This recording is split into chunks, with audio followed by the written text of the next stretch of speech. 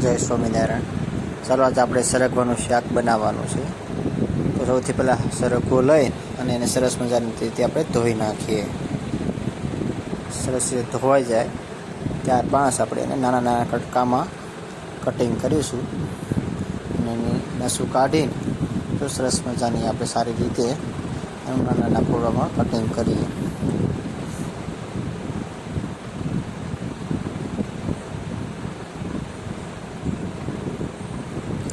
નસું હોય ને ઉપરથી નસું કાઢી નાખવાની, એટલે સરગવાને બાફીએ ત્યારે સરસ મજાનો થોડી વારમાં બફાઈ જાય.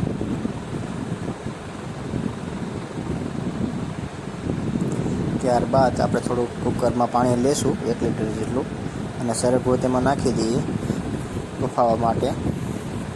1 કે 2 સીટી થાય ત્યાં લગી સરગવાને રાખવાનું, એટલે સરગવું સરસ રીતે બફાઈ જાય.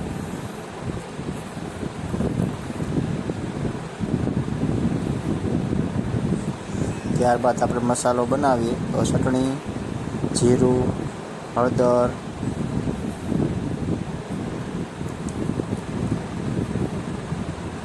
થોડી હળદર નાખીએ.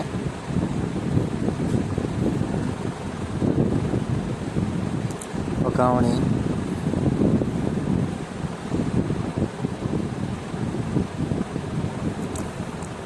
સ્વાદ અનુસાર નમક,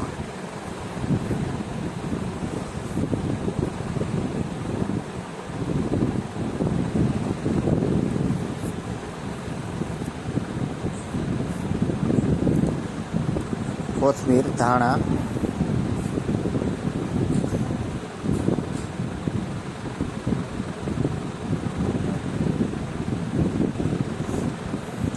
થોડી ખાંડ, સુગર ઉમેરીશું એટલે બહુ તીખું ન થાય તેના માટે.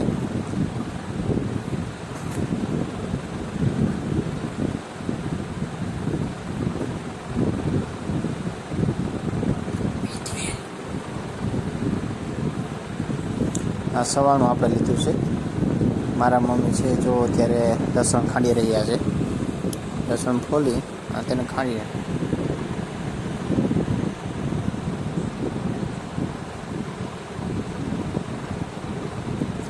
આ મસાલો તૈયાર થઈ રહ્યો છે અત્યારે.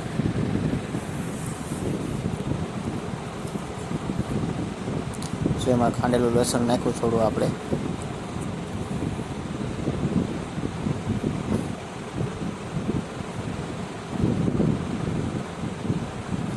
હવે આપણે છે ને સવાણાને થોડું ખાંડીશું.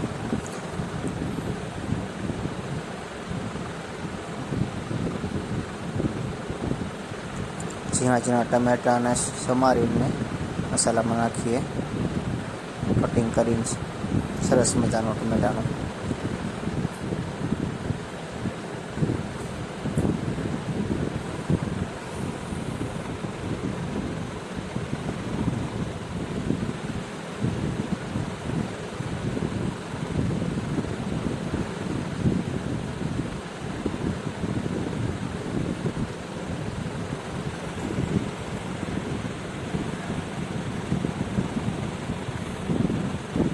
થોડા બિયા મગફળી લઈ મગફળીને ખાંડી નાખીએ. થોડો ભૂકો પણ એમાં આપણે એડ કરીશું.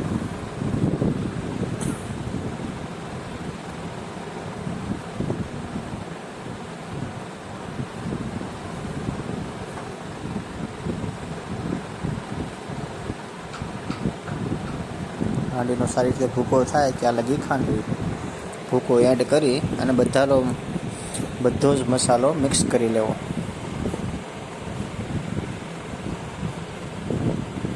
સરસ મજાનો મસાલો તૈયાર થઈ ગયો છે.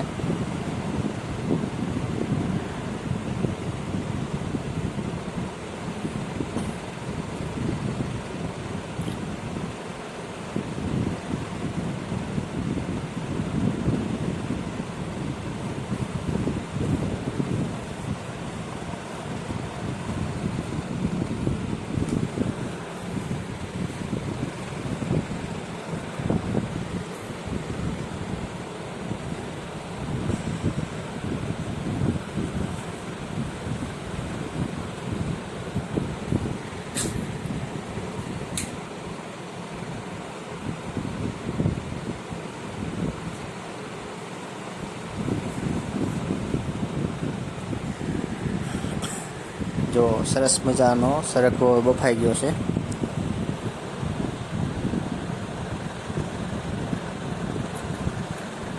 હવે આપણે તવામાં તેલ લેશું થોડું.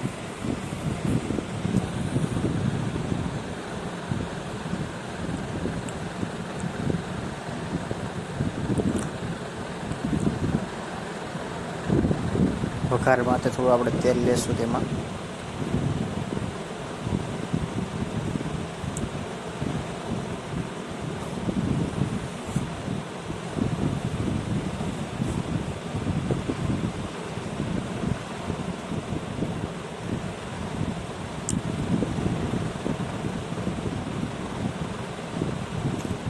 તેલ આવી જાય એમાં રાઈના દાણા આપણે નાખીએ એટલે રાઈના દાણા ફૂટી જાય.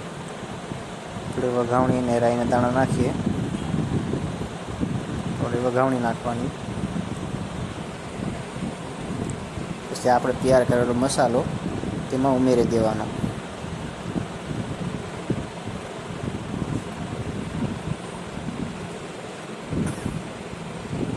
થોડું પાણી સરસ બાફેલાનું પાણી હોય તે પાણી અથવા સાદું પાણી પણ ચાલે.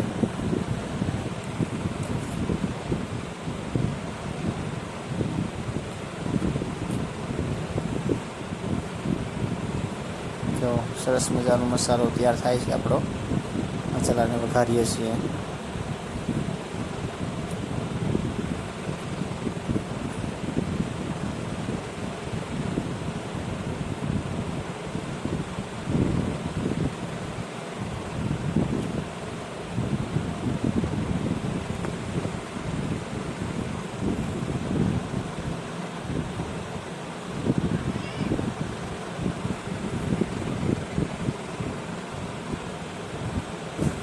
મસાલો મસ્તીનો તૈયાર થઈ ગયો છે.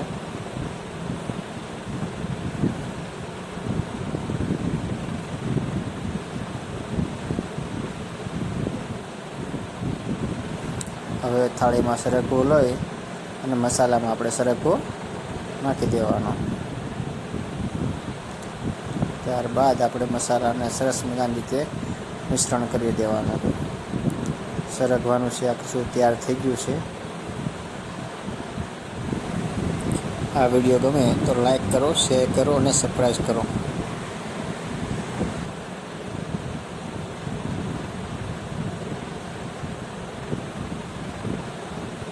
સરસ મજાનું બન્યું છે. જો